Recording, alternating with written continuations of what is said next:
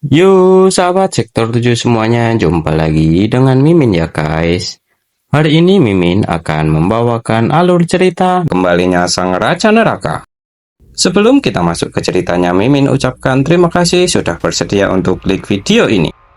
Dan jangan lupa dukung Mimin dengan cara subscribe, like, komen, serta share videonya ya guys. Semoga kalian semua terhibur. Jika ada yang mau berdonasi, boleh ya guys. Link ada di deskripsi. Tak perlu menunggu lama lagi, langsung saja kita masuk ke videonya.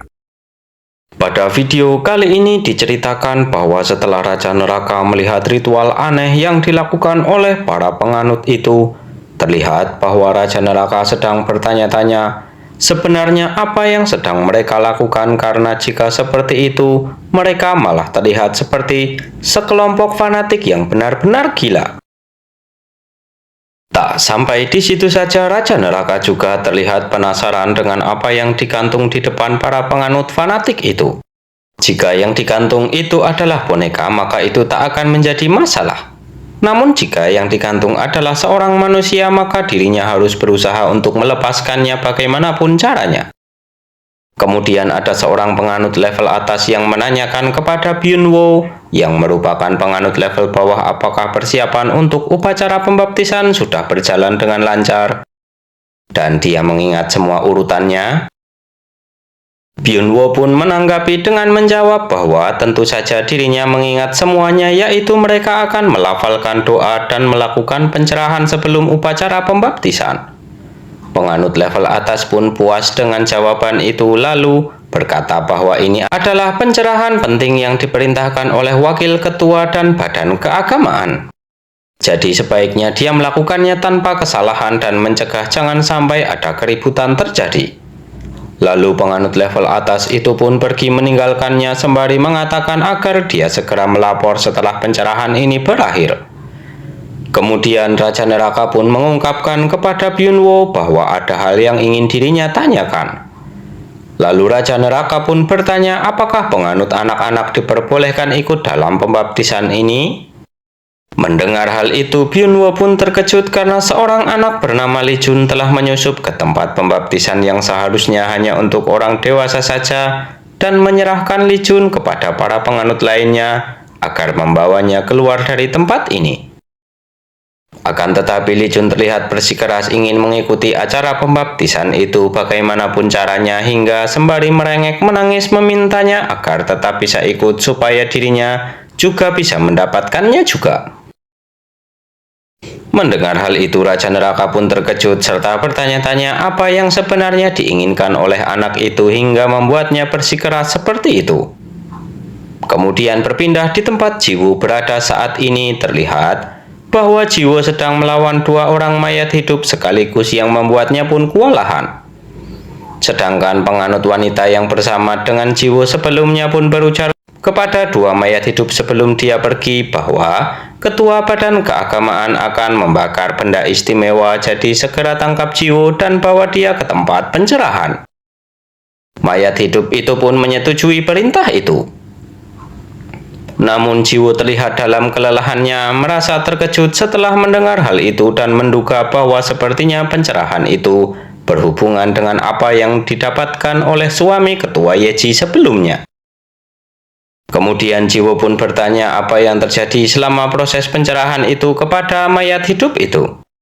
Akan tetapi kedua mayat hidup itu dengan kompak mengatakan bahwa mereka tak memiliki kewajiban untuk menjawabnya. Sontak jawaban itu pun membuat Jiwoo kesal dan menduga bahwa jika dirinya mengikuti penganut wanita itu, mungkin dirinya akan dapat menemukan benang merahnya. Namun Jiwoo sembari menghindari serangan salah satu mayat hidup itu pun dalam hatinya berujar bahwa kenyataannya saat ini dirinya sangat kesulitan dalam menghadapi mereka berdua secara bersamaan karena kerjasama mereka cukup bagus untuk melawan dirinya.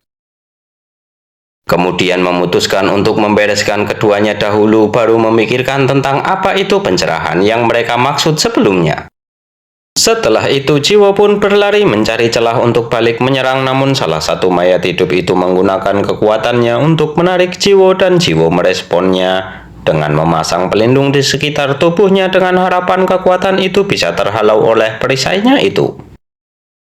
Akan tetapi perkiraan Jiwo itu salah karena dia tetap bisa ditarik oleh mayat hidup itu. Tak sampai di situ saja, Jiwo pun tak diberi waktu untuk berpikir karena setelah menarik Jiwo, mayat hidup lainnya pun langsung melesat ke arah Jiwo untuk kembali menyerangnya, namun Jiwo langsung melepaskan pelindungnya sembari menghindari serangan itu dan berujar bahwa sebenarnya teknik mereka itu tak terlalu hebat, asalkan dirinya bisa mengacaukan kerjasama mereka berdua. Lalu Jiwo pun memutuskan untuk menyerang mayat hidup yang hampir memukulnya, namun tiba-tiba mayat hidup lainnya kembali menarik Jiwo menggunakan kekuatannya, hingga membuat tubuhnya pun terangkat ke udara. Dari sana Jiwo pun menyadari bahwa inti dari kekuatan tarikannya bukanlah tubuhnya, melainkan pundak yang mereka pegang sebelumnya, atau lebih tepatnya baju yang dirinya kenakan saat ini. Setelah itu Jiwo pun dibenturkan ke arah tembok seperti sebelumnya hingga membuatnya pun meringis kesakitan dan bertanya-tanya apa alasan menarik bajunya bukan malah menarik tubuhnya. Lalu menduga mungkin itu untuk mengacaukan postur tubuhnya seperti yang baru saja mereka lakukan. Akan tetapi Jiwo menyadari jika apa yang mereka lakukan itu bukan hal yang disengaja setelah melihat mereka berdua bertengkar karena penggunaan tekniknya tak selaras. Jadi bisa dibilang bahwa yang bisa mereka tarik hanyalah baju miliknya saja dan tak bisa menarik celana atau kaos miliknya. Kemudian mayat hidup yang memiliki kekuatan mendorong pun menyerang Jiwo menggunakan tekniknya yang hanya terasa di sebelah pundaknya saja yang terdorong. Dari sanalah Jiwo kembali menyadari bahwa polanya terjadi saat mereka mengulurkan tangan, lalu Jiwo pun melepas bajunya dan membungkuskan bajunya ke arah senjata mayat hidup yang memiliki teknik mendorong serta membuatnya pun terkejut. Lalu mayat hidup yang memiliki teknik menarik pun mencoba untuk membantu dengan mengaktifkan teknik menariknya, namun yang ditarik adalah senjata yang terbungkus bajunya Jiwo. Kemudian Jiwo pun berkata bahwa dirinya sudah mengetahui tentang kekuatan mereka berdua, yang dimana saat mereka meletakkan tangan di atas pundaknya, mereka bukan berusaha untuk mengintimidasi dirinya, melainkan untuk mengaktifkan kekuatan mendorong dan menarik benda yang disentuh. Maka dari itu yang dia tarik saat ini adalah senjata yang terbungkus baju yang digunakan oleh temannya sendiri. Bersamaan dengan hal itu, kedua mayat hidup itu saling berbenturan akibat kekuatan mereka sendiri yang membuat mereka pun terjatuh dan saling berselisih paham. Bersamaan dengan hal itu, Jiwo pun mengaktifkan pakaian jenazahnya dan langsung menyerang mayat hidup itu, saling bergantian hingga membuat kedua mayat hidup itu pun langsung berpindah alam seketika. Kemudian setelah itu Jiwo yang kelelahan pun berujar bahwa baru pertama kali dirinya menemukan sebuah badan keagamaan yang mempekerjakan mayat hidup seperti ini. Dan tambah yakin jika badan keagamaan ini memanglah sangat aneh. Lalu setelah itu berpindah di tempat Raja Neraka berada saat ini, terlihat bahwa Raja Neraka sedang membaca sebuah buku yang ada di hadapan sesuatu yang digantung untuk melakukan pembaptisan dan merasa aneh karena tulisan dalam buku itu terlihat seperti berkas sebuah pengadilan. Byunwo pun membenarkan perkataan Raja Neraka itu dan menjelaskan bahwa kabarnya seseorang telah menulis transkrip tentang penjatuhan hukuman oleh Raja Neraka itu. Akan tetapi Raja Neraka merasa jika dirinya tak pernah melakukan hukuman seperti apa yang tertulis di dalam buku itu. Ditambah lagi, Raja Neraka merasa familiar dengan bau menyeruak yang dirasakannya dan berasal dari dupa yang dibakar tak jauh dari tempatnya berdiri saat ini. Lalu bertanya-tanya dari mana dupa itu berasal, dan sepertinya bau dari dupa itu sudah tercampur dengan sesuatu. Kemudian berujar dalam hati bahwa pasti ada aroma dari dupa itu yang membuat para penganut bisa tenang seperti ini. Lalu memutuskan untuk mengumpulkan beberapa petunjuk lagi agar bisa memahami semua situasi ini. Namun Raja Neraka merasa sedikit kesal dengan kekosongan Nomang saat ini, karena dialah yang sangat ahli dalam menggunakan otaknya. Tak lama setelah itu terdengar suara yang menginfokan bahwa pencerahan akan segera dimulai. Bersamaan dengan hal itu, para penganut pun mengatakan kata-kata seperti sebelumnya yang berbunyi, "Pada akhirnya terbakar, lalu bakarlah, pada akhirnya terbakar." Dalam situasi itu ada seorang penganut yang berjalan terhuyung-huyung sembari membawa sebuah obor api mendekati benda yang digantung di depan para penganut sebelumnya. Sontak hal itu membuat Raja Neraka pun terkejut karena orang yang melakukan pencerahan terlihat tak normal dengan berjalan terhuyung-huyung seolah-olah sedang mabuk akan sesuatu. Dan sesaat sebelum api dibakarkan ke benda itu, Raja Neraka melihat jika benda itu bergerak lalu berinisiatif menanyakan kenapa benda itu bisa bergerak. Byunwoo pun menjelaskan bahwa itu hal yang biasa karena di dalam boneka itu ada tubuh seorang pendosa. Apakah Raja Neraka tak tahu akan hal itu? Setelah itu Byunwoo pun merasa aneh karena Raja Neraka menjadi pengikut level menengah tapi tak mengerti hal mendasar semacam itu. Dan lagi saat ini dirinya malah merasa seperti sudah melakukan sebuah kesalahan yang besar. Namun Raja Neraka dengan nada marahnya bertanya pendosa seperti apa yang dimaksud oleh Byunwoo itu sembari mencengkeram baju Byunwoo. Lalu Byunwoo yang takut dan terkejut pun menjelaskan bahwa orang yang ada di dalam boneka itu sudah melakukan perbuatan yang tak sopan atau telah menghina Raja Neraka. Dan kasus seperti itu harus diperhatikan secara khusus sesuai dengan permintaan dari Wakil Ketua Badan Keagamaan ini. Akan tetapi penjelasan itu tak mempengaruhi Raja Neraka dan meminta agar pencerahan hari ini dibatalkan serta meminta agar orang yang ada di dalam boneka itu dikeluarkan. Namun Byunwoo terlihat terkejut karena semua ini perintah dari Wakil Ketua dari Badan Keagamaan yang tak bisa dibatalkan. Dan seharusnya dia sudah tahu dengan posisinya sebagai seorang penganut level menengah itu. Bersamaan dengan hal itu, penganut yang membawa obor pun terlihat kesal melihat Byunwoo dan Raja Neraka saling berselisih paham di sela-sela pencerahan yang akan segera dimulai.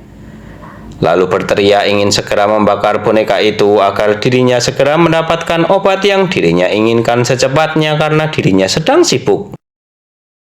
Raja Neraka pun merasa bingung dan bertanya obat apa yang dia maksud. Namun penganut itu pun kembali merespon dengan kemarahannya karena kepura-puraan yang ditunjukkan oleh Raja Neraka itu, sebab jumlahnya tak akan cukup jika hanya dari pembakaran di tungku api itu. Ditambah lagi dirinya sudah hampir gila karena menginginkannya. Lalu mengarahkan obor apinya ke arah boneka itu sembari berujar memastikan bahwa dirinya saat ini hanya tinggal menyalakan apinya dengan cara menempelkan ke boneka itu saja. Akan tetapi tiba-tiba obor itu pun mati yang membuatnya pun terkejut dan bersamaan dengan hal itu Raja Neraka sudah berada di tiang yang mengikat boneka itu sembari melepaskan ikatannya dengan berujar agar dia berbicara hal yang masuk akal saja dan bertanya kenapa sampai membunuhnya hanya karena dia telah menghina dirinya. Akan tetapi tindakan Raja Neraka itu membuat orang yang memegang obor pun semakin marah karena dirinya harus segera melakukan penyucian ini agar bisa segera mendapatkan obatnya. Namun Raja Neraka meresponnya dengan mengatainya gila karena hanya demi mendapatkan sebuah obat, dia sampai mau membunuh seseorang seperti itu. Penganut yang membawa obor itu pun membanting topengnya sembari berujar bahwa padahal tujuannya datang ke tempat ini dan menjadi seorang pengikut karena akan diberikan obat. Namun kenyataannya dirinya saat ini malah mendengar ocehan aneh-aneh dari Raja Neraka. Kemudian berteriak meminta agar dirinya segera diberi obat miliknya itu. Untuk menghadapi situasi itu, Byunwoo pun berujar agar penganut itu pergi keluar untuk mencari penganut level atas dan meminta obat itu kepada mereka setelah mereka mendapatkan penjelasan dari keseluruhan prosesnya. Mendengar hal itu, penganut itu dan yang lainnya pun berbondong-bondong keluar dari tempat itu untuk segera menemui penganut level atas agar segera mendapatkan obat itu.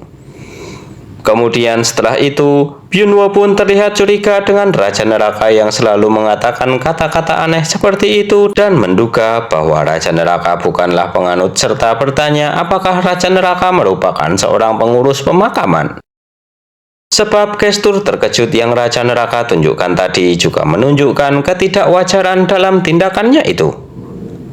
Akan tetapi dengan santainya Raja Neraka pun berujar bahwa dirinya bukan dari pengurus pemakaman, melainkan dari nerakalah dirinya datang. Sontak kata-kata itu pun membuat Byunwoo kesal karena Raja Neraka bicara hal yang tak masuk akal lagi. Kemudian mengenakan pakaian jenazahnya sembari berujar bahwa dirinya akan membuat Raja Neraka menyesal jika tak memberikan jawaban dengan benar. Lalu berujar, terbangkanlah dosa-dosamu, lapisan kulit. Bersamaan dengan hal itu, Byunwoo pun menyerang Raja Neraka menggunakan beberapa pisau kecil yang terbuat dari pakaian jenazahnya ke arah Raja Neraka. Kemudian dalam hatinya berujar bahwa dirinya yakin jika Raja Neraka itu merupakan pengurus pemakaman yang setingkat lebih tinggi darinya, dan kelebihannya adalah kecepatan setelah melihat gerakan sebelumnya. Namun pakaian jenazah miliknya adalah lapisan kulit yang berfungsi untuk mengendalikan pisau di udara. Jadi dirinya hanya perlu menghalangi jalannya dengan pisau miliknya saja. Kemudian berkata kepada Raja Neraka bahwa dirinya tak yakin bisa mengalahkannya atau tidak. Tapi yang jelas, dirinya akan berusaha sekuat tenaga untuk menghentikan Raja Neraka. Lalu dengan sombongnya berujar bahwa dirinya sudah melempar 3 pisau yang tak akan bisa ditembus oleh Raja Neraka tanpa terluka sedikit pun. Setelah itu meminta Raja Neraka agar melepaskan topengnya dan menunjukkan identitas sebenarnya. Dengan singkat, Raja Neraka pun mengatakan bahwa dirinya adalah Raja Neraka dan juga merupakan dewa yang mereka sembah. Byunwoo pun terkejut karena Raja Neraka mengunjungi badan keagamaan ini secara langsung dan bahkan dia memakai sebuah topeng juga. Namun dirinya tak mempercayai hal itu dengan mudah serta memintanya untuk melepaskan topengnya sembari dalam hati berujar bahwa di depan pintu masuk badan keagamaan ini ada patung dari Raja Neraka. Selama ini juga dirinya sering melihat patung itu. Jadi jika melihat wajahnya secara langsung pasti dirinya akan langsung mengenalinya. Karena seandainya dia benar-benar Raja Neraka, wajahnya pasti akan 100% sama dengan patung itu. Setelah itu Raja Neraka pun membuka topengnya sembari melakukan pose dengan percaya diri serta berujar agar Byunwoo tak kaget saat melihat dirinya. Akan tetapi, respon Byunwoo di luar perkiraan Raja Neraka. Terlihat bahwa Byunwoo langsung berteriak menyangkal keaslian dari Raja Neraka karena bisa-bisanya dia mengaku sebagai Raja Neraka dengan wajah seperti itu. Di mana garis rahangnya tak terlihat tajam sama sekali sembari terus-menerus mengumpat ke arah Raja Neraka dengan urat-urat wajahnya yang terlihat karena kekesalannya itu. Raja Neraka yang mendengar hal itu pun terlihat kesal dan marah berujar bahwa bisa-bisanya Byunwoo berkata seperti itu padahal wajahnya benar-benar sudah mirip dengan patung itu. Namun Byunwoo masih tetap menyangkal hal itu dan suara gemuruh dari langit pun terdengar yang membuat Byunwoo berujar bahwa langit saja tertawa mendengar pengakuannya itu.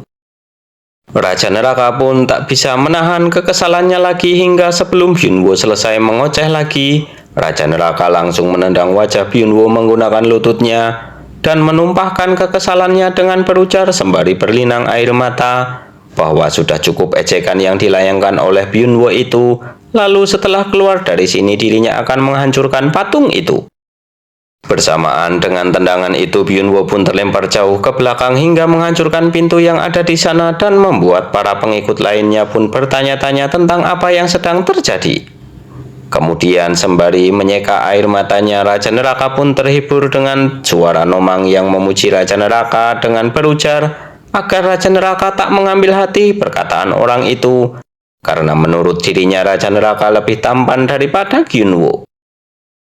Mendengar suara Nomang, Raja Neraka pun terlihat senang karena dia menghubungi dirinya di waktu yang tepat dan merajuk, berkata hanya Nomanglah yang dirinya miliki. Nomang pun tertawa karena Raja Neraka percaya dengan bualannya itu dan menginfokan bahwa dirinya sudah mencari tahu tentang badan keagamaan Raja Neraka sesuai dengan perintah. Periode dimulainya penyebaran agama itu dan periode dimulainya obat menyebar sangatlah tepat.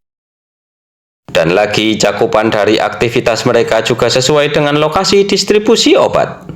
Di sanalah dirinya mengamati sesuatu saat mencari obat itu. Lalu menjelaskan bahwa obat itu bukanlah obat biasa. Dirinya sudah curiga dengan obat itu namun akan memastikannya lagi agar tak terjadi kekeliruan. Kemudian bertanya kepada Raja Neraka, bukankah si tikus pernah mengatakan akan membuatkan benda suci untuk Raja Neraka? Tapi kenapa Raja Neraka malah menolaknya seperti itu? Sebab walaupun hanya duplikat, akan lebih bagus jika memilikinya daripada tidak sama sekali. Sembari berjalan mendekat ke arah Byunwo yang terlempar, Raja Neraka beralasan bahwa Jabin saat ini sedang berada di lokasi pembangunan ulang neraka, pasti sudah harus membuat banyak barang. Dia pasti sangat sibuk, jadi dirinya tak enak untuk meminta bantuannya. Lagi pula, tak ada gunanya juga memiliki duplikat yang tak bisa menahan seluruh kekuatannya. Bersamaan dengan hal itu, Raja Neraka pun tiba-tiba diserang dari belakang oleh suami dari ketua Yeji yang dicari oleh Jiwo. Namun dengan gagang pedangnya, Raja Neraka langsung memukulnya dan membuatnya langsung tak sadarkan diri. Setelah itu sembari menyeringai mengatakan kepada Nomang agar dia tak usah terlalu khawatir dengan masalah senjata duplikat itu, karena dirinya saat ini sudah memiliki indera keenamnya lagi. Walaupun kemampuan itu masih membuat dirinya sedikit cemas karena bisa aktif dan mati dengan sendirinya. Tapi jika dirinya dalam bahaya, reaksinya akan sangat tepat.